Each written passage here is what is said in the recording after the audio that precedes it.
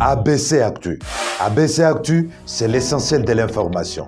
ABC Actu, c'est la politique, l'économie, le social, la culture, la religion, la science, la technologie, le développement et les divers. ABC Actu, l'essentiel de l'information pour vous, FM Prêt.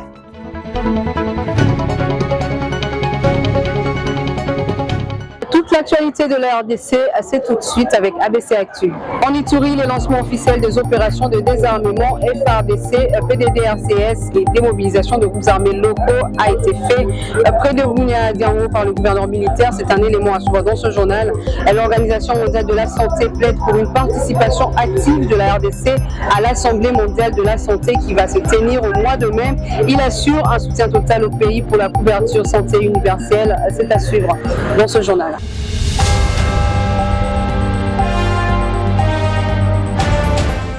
Bienvenue à tous dans cette page informative. La question de pré-cantonnement et cantonnement de M23 est à ce jour irréductible, a dit Bintou Keïta, chef de la MONUSCO, reçu ce mercredi 19 avril par le vice-premier ministre, ministre de la Défense nationale et ancien combattant Jean-Pierre Bemba. Le vice-premier ministre, ministre de la Défense nationale et ancien combattant Jean-Pierre Bemba a accordé ce mercredi 19 avril 2023 une audience à la représentante des missions des Nations Unies pour la stabilité au Congo, Bintou Keïta. Une audience de plus d'une heure et qui a planché essentiellement sur les questions sécuritaires, notamment dans l'Est de la République démocratique du Congo. Après avoir échangé, Bintou Keïta explique qu'elle se voit très rassurée par ses premiers contacts avec le vice-premier ministre et considère que ces échanges vont booster la volonté commune à mettre un terme à tous ces problèmes sécuritaires qui dérangent les zones de l'Est en RDC. La question du pré-cantonnement et cantonnement des éléments de la milice M23 est à ce jour irréductible, a précisé Bintou Keïta. La question de la circulation des armes de façon non autorisée en mettant un accent particulier sur leur traçabilité qui ne devra souffrir d'aucune faille a été également évoquée. Entre les deux personnalités, la réforme du secteur de la sécurité est d'une haute importance. La réforme du secteur de la sécurité est d'une haute importance et elle sera à tout moment passée au peigne fin et les orientations du vice-premier ministre seront toujours utiles, a-t-elle conclu.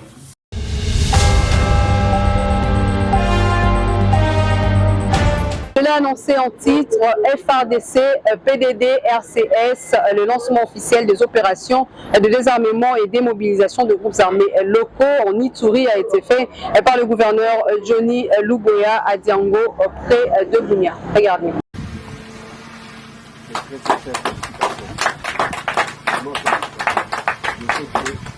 Les sincères félicitations.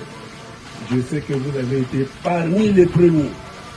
Quand personne ne croyait au processus, vous êtes venus chez nous, vous avez exprimé le désir de rendre les armes. Et depuis ce temps-là, vous n'avez pas changé. Félicitations. Après plus d'une année d'attente, le programme de désarmement et de mobilisation annonce déjà ses couleurs. En Ituri, 120 éléments ici de groupes armés Codeco et FPIC ont répondu présents à la main tendue du chef de l'État, Félix Antoine Tshisekedi Tshilombo, en vue de participer aux efforts de la paix et de la stabilité de cette province. Plus de 20 000 miliciens sont attendus tout au long de ce processus pour le bien-être de la population de l'Ituri, a dit le colonel magistrat Pierre Gide Bossalé, coordonnateur adjoint en charge des questions techniques et opérationnelles du P2DRCS. On a sur le site une centaine de gens, les ex-combattants qui sont venus principalement d'ici, du territoire d'Irumu. On espère qu'à partir de ce geste, ceux qui hésitent encore, ceux qui sont encore réticents, vont comprendre qu'il est temps de venir à la paix et de rejoindre les autres. Et on a suffisamment d'infrastructures pour les accueillir. Parlant au nom du vice-premier ministre et ministre de la Défense nationale et des anciens combattants, le gouverneur militaire de l'Ituri, le lieutenant-général Luboya Johnny, a interpellé la conscience collective des Ituriens au pardon sincère, le vivre ensemble, avant d'inviter certains miliciens réfractaires à rejoindre ces programmes. Donnez la paix à ces enfants. Donnez l'avenir, chers leaders. Donnez la paix à vos enfants. Ces enfants-là ne peuvent pas se tuer s'ils savent qu'ils ont des parents qui peuvent, n'est-ce pas, leur demander d'arrêter. Est-ce qu'à un certain moment, on ne peut pas dire on arrête? Donc venez ici, avec les moyens que nous aurons. Yamingi Yao Kidogo, venez ici. Mais montrez que vous aimez la paix. Pour la notabilité locale, le lancement de ce programme constitue un espoir pour la paix. En Ituri. Sincèrement, nous sommes...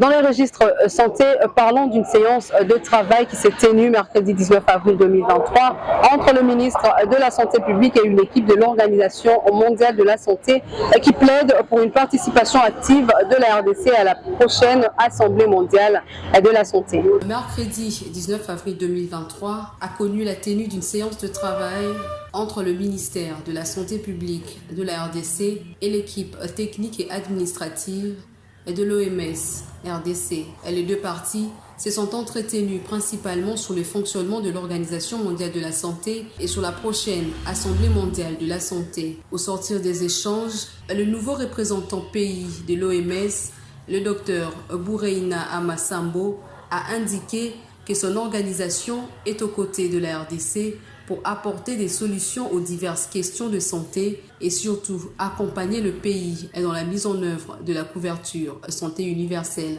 Toute l'équipe technique et administrative de l'OMS RDC est venue s'entretenir avec le ministre de la Santé publique, Hygiène et Prévention pour lui faire un briefing approfondi sur le fonctionnement de cette organisation au niveau mondial, au niveau régional et sa collaboration avec le pays membre. Ces derniers veulent que le ministre et son équipe sachent qu'ils sont des conseillers techniques en matière de la santé publique et qu'ils peuvent recourir à eux chaque fois pour toutes les questions liées à la santé publique quand il est faut. Effectivement, nous sommes venus nous entretenir avec son Excellence, Monsieur le ministre de la Santé.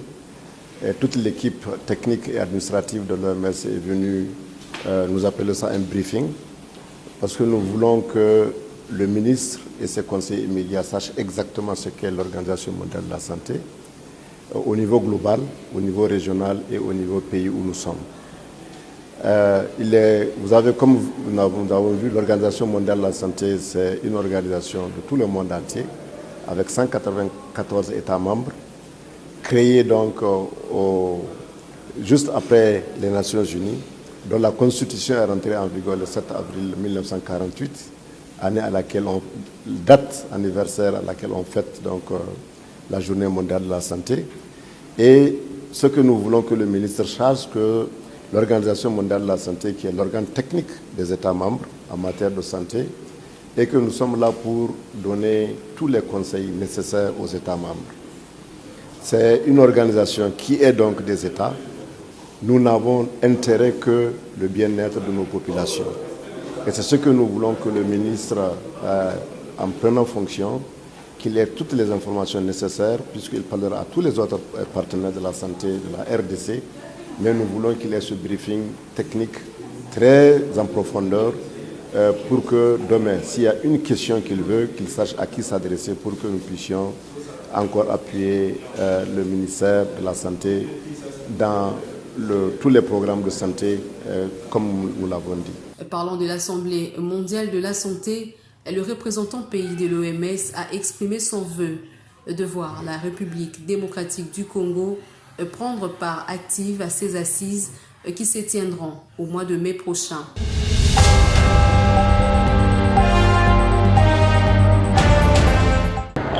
Je le répète encore une fois, le candidat président aux prochaines élections de l'FDC est Félix Tshisekedi, une affirmation faite par Guy Richard Malongo, secrétaire général du parti de Modeste Bahati. Il a dit au cours du point de presse animé ce jeudi 20 avril 2023 dans lequel il a aussi recadré Steve Mikaï. Il n'a pas l'habitude de faire des sorties médiatiques intempestives comme font les autres chefs d'administration des partis politiques de la République démocratique du Congo. Lui, c'est Guy Richard Malongo, secrétaire général de l'Alliance des forces démocratiques du Congo, AFDC, de Modeste Bacilukwebo, qui s'est livré à l'exercice des questions-réponses avec la presse congolaise ce jeudi 20 avril 2023 pour éclairer l'opinion sur un certain nombre de questions d'actualité, notamment les allégations faites par les dissidents de l'AFDCA, Steve Mbikaï, qui laisse entendre que le parti AFDC n'a plus de députés à la chambre basse du Parlement. Guy Richard Malongo, liste à l'appui, a balayé d'un revers de la main les dires venus du camp Mbikaï. AFDC, ils allaient parti allié. On a plus de 33 partis politiques sans tenir compte de ma personnalité. Parce que comme idée pour nous gagner temps, n'attend moins vingtaine de députés nationaux. Est-ce qu'il y a un deuxième vice-président de l'Assemblée nationale à partir? Ayebi honorable Ngwasite va voter na Kabari. Président parlementaire, bah combien deux t. Yabi baza deux. Et bongo, ayebi Hilaire Kassousate, o va voter na Chabunda, azaya partir. Solange Masumbo va voter na Lukongawa, azaya partir. Patrick Munyomo na Goma ville, azaya partir. Papa Léoné Malemba, nana yebite que Papa Léoné Malemba a député à FDC. Va voter la partie. Ti Kalende, Papi Kalende va voter na Lualaba, précisément na Muchacha. Toi na Grâce Yamba, va voter na Kanyama. Tozana Jean-Marie Tamboué, à Koufa, mais Cyprien Naye Moutou, aza kuza place de Charles Tamboué, na Lomami. Tozana Papa Pepe Mboukou, à Banzangongo, aza na FDC. Tu combien combien? Nazo continuer.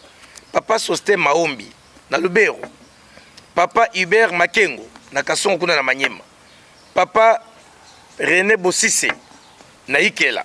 Toi na Freddy Bupanze na Ingende. Toi na Robert Kaloba na Libenge. Toi na Emmanuel Lek na Mambasa.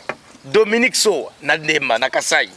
Toi na Aimé Serge Mafefe na Dilolo. Toi na Mouya Esten na Kalemi Ville, Papa Rosen Mwenze na Bukama. Toi na 29 déjà on a autant. Donc nous avons tous nos députés intacts. Les relations entre notre parti et l'Union pour la démocratie et le progrès social sont au beau fixe, car nous avons une même idéologie politique qui est le socialisme et un même objectif politique qui est de mouiller les maillots pour la réélection de Félix Tshisekedi, a-t-il répondu sur les relations entre l'AFDC et les partis présidentiels. Toi, quel est notre objectif? Félix Antoine Tshisekedi Tshilombo ou rien. Le reproche à Modeste Bati d'être derrière les députés provinciaux du Sud Kivu qui ont une fois de plus initié une 5e motion de défiance contre Théongwa Biche. Guy Richard Malongo estime que l'autorité morale d'AFDC n'est pour rien. Le gouverneur Ngwabidje n'a qu'à travailler pour la population. C'est que Sidi Kivu, ça lui préoccupe. Grâce à Sidi Kivu, Ndabima sénateur, grâce à la président Sénat. Il peut être fief naï. On t'a encore Reniango Azati. Profitant de cette occasion, le secrétaire général d'AFDC appelle tous les cadres, militantes et militants du parti de Bacilukwebo à répondre massivement à la sortie officielle de l'Union sacrée, prévue le 29 avril prochain au stade des Martyrs.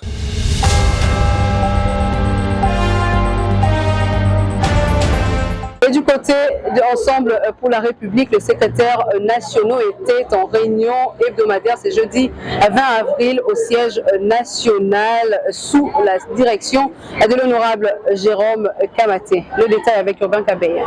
L'actualisation de la liste des potentiels candidats à la députation provinciale et nationale et la reprise du safari du président Moïse Katumbi Tchapoué dans la partie ouest du pays sont là les points essentiels qui ont constitué l'ordre du jour de la réunion hebdomadaire de ce jeudi 20 avril 2023 à Ensemble pour la République. C'est honorable Jérôme Kamaté, secrétaire national en charge de l'implantation et adhésion, qui a présidé ce conseil des ministres en lieu et place du secrétaire général honorable Dieudonné Boulengetenge Balea en mission.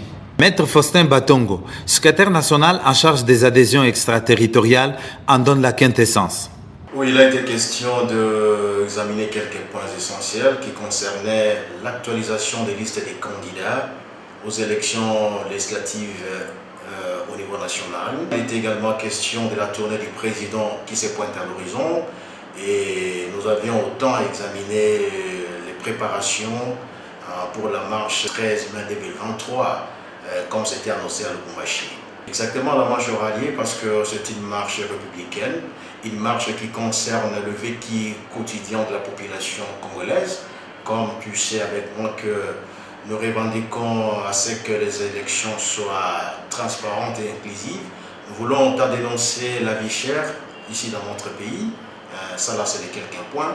Et concernant la liste des potentiels candidats du parti, vous devez savoir que 7 mois nous séparent des élections de décembre 2023. Il est des bons droits pour que ces grands partis Ensemble pour la République se mettent déjà en ordre des batailles. Donc on est en train de concocter des listes à tous les niveaux.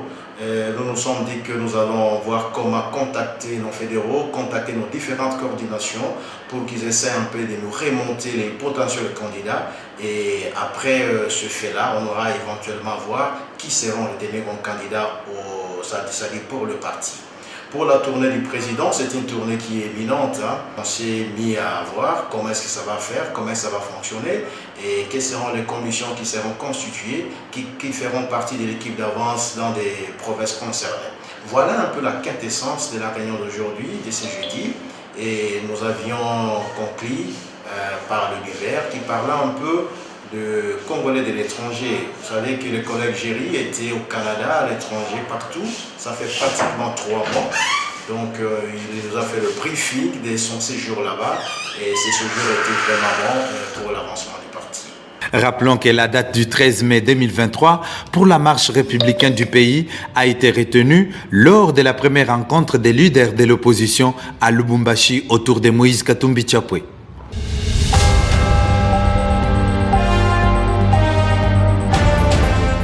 Poursuivons ce journal avec le contrôle imminent dans les entreprises en moins de 2 semaines après avoir réceptionné le premier lot du charroi automobile. Le directeur général de l'ARSP a reçu le deuxième lot de véhicules destinés aux OPJ. Regardez. Le moteur du changement tourne en plein régime au sein de l'ARSP. Tenez, en moins de 2 semaines après avoir réceptionné le premier lot du charroi automobile, tel que prévu, le deuxième vient d'être livré. En effet, ce sont des véhicules Land Cruiser type missionnaire 0 km destinés à servir de moyens de locomotion efficaces pour la descente sur terrain des OPJ de cet établissement public de la sous-traitance en RDC. C'est dans le cadre du contrôle qui va commencer incessamment, vous savez, dans la zone comme l'espace Grand Katanga et le Haut-Ouélé, ce sont des zones pratiquement minières. Donc ça demande que nous puissions avoir ce type de véhicules pour aller jusqu'au fin fond, contrôler toutes les sociétés qui sont dans cet espace-là, afin de le pousser à respecter la loi sur la sous-traitance, que la population fasse confiance et continue de faire confiance au président de la République, chef de l'État, que la population continue de faire confiance à l'ARSP comme instrument de changement. De ce fait, le directeur général de l'ARSP, l'honorable Miguel Katen-Kachal, voudrait garantir un meilleur moyen de transport à ces officiers de police judiciaire qui vont être déployés incessamment dans différentes sociétés principales disséminées à travers le pays, une façon pour lui de les faire respecter auprès des tierces.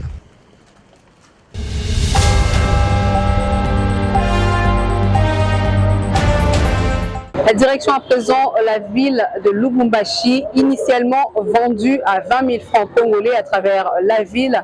La farine de maïs Made in Okatanga se voit revendue à 60 000 francs, voire 80 000 francs le sac par certains commerçants. Un constat fait sur terrain par le vice-gouverneur Jean-Claude Canfoy qui a ordonné l'arrestation des agents commis à la vente ainsi que certains commerçants pris la main dans les sacs. C'est une opération coup de poing menée par le vice-gouverneur de province Jacques Canfoy Kimimba, accompagné de ministres provinciaux de l'économie Céline Kanyeba et d'Éric Moutandala de l'intérieur dans les points de vente de la farine de maïs disséminés à travers la ville de Lubumbashi. C'est notamment au point de vente de Karavia, Tabakongo, Kamalondo, Kenya et Luohoshi. Cette tournée a réservé au vice-gouverneur Jacques Canfoy Kimimba et au ministre une surprise totalement désagréable. Les agents de sécurité et ceux commis à la vente de cet aliment de base de l'Ouchoua ont été surpris en flagrance avec des quantités énormes de la farine mise à la disposition de la population par l'exécutif provincial dans leurs bureaux respectifs et qui seraient vendus plus tard aux commerçants.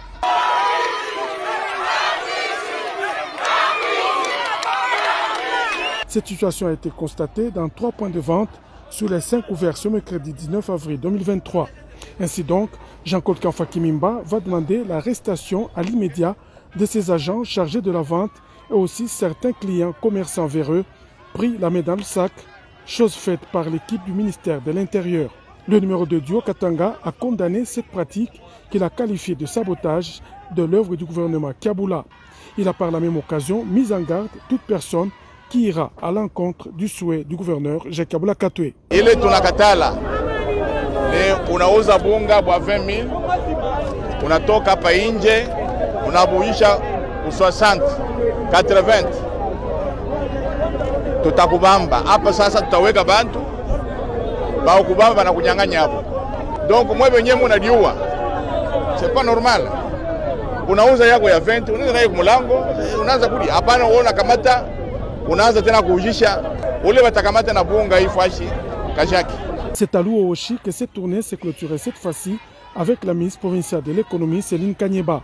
Certains points de vente ont été fermés sur ordre du vice-gouverneur Jean-Claude Kamfa en attendant de remettre de l'ordre dans l'opération et surtout dans la sécurisation de la population.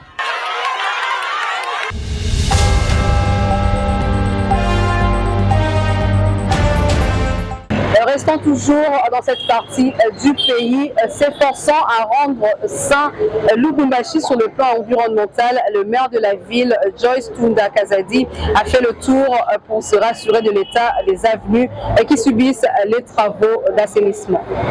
Mercredi 19 avril 2023, il est 14h passées des 30 minutes. Le maire ad intérim de Lubumbashi, Joyce Tunda Kazadi, débarque sur l'avenue Likasi à l'entrée de l'hôpital Sendwe.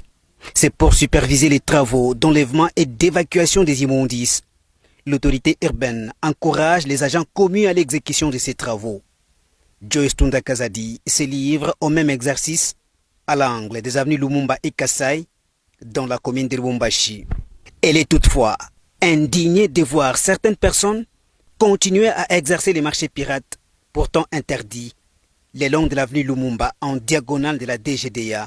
Elle les approche pas pour ordonner la saisie de la marchandise, plutôt les conscientiser à l'exemple de cette vieille maman, à l'âge de sa mère qui bénéficie des conseils de l'autorité urbaine. Comme toute mère de famille, Joyce Tunda Kazadi s'est dit très touchée par l'âge de cette vieille maman à qui elle remet finalement une importante somme d'argent qui constitue désormais un capital à exploiter pas dans la rue mais au marché. Elle instruit ses services à chercher pour elle une place au marché. La bénéficiaire est reconnaissante envers la donatrice Joyce Tunda Kazadi. Le maire intérimaire, visiblement motivé et déterminé, ne se limite pas ici. Joyce Tunda Kazadi, à bord de sa Jeep, surprend de manière inattendue quelques policiers en pleine négociation avec les marchands pirates qui leur graissent la patte. Elle les approche pour leur parler des biens fondés de l'action menée par la mairie de Lubumbashi dans les cadres de la salubrité de la ville.